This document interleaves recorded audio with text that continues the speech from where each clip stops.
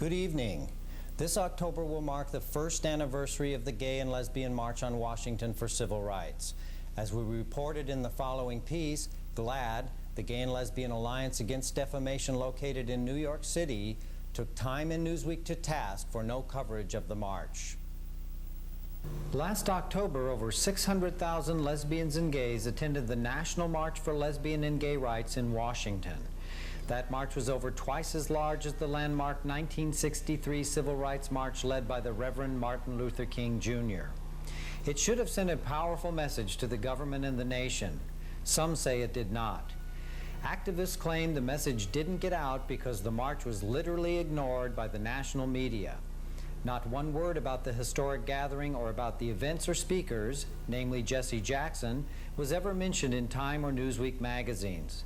The community across the nation was outraged. When Time and Newsweek were contacted to explain their omission, they both cited the fact that the march took place on a Sunday, which was too late to make a prior weekly issue and too old for the following week's publication. The community did not buy that explanation. C.A.N. has learned that the national protest against the magazines is continuing.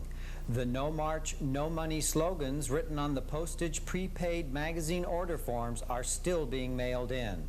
The protest seems to be having an effect.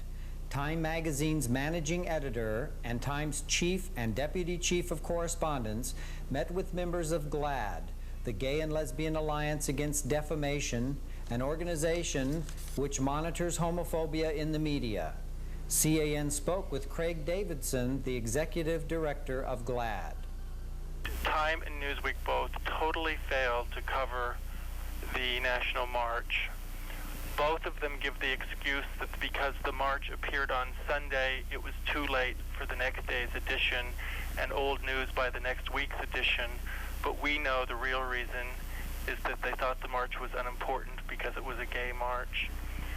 We followed up immediately with letters to Time and Newsweek and heartily support efforts then and now to boycott both magazines. Our specific efforts went toward Time magazine, trying to make up for the fact that in all of 1987, they never covered gays except when it was related to AIDS. We think we have made some progress, but more progress is to be made. Time admitted it was probably a mistake not to cover the march or the arrest of the 840 gays and lesbians on the steps of the Supreme Court the following Tuesday as they protested the court's criminalization of gay sex. No meetings with Newsweek have been arranged as of this date.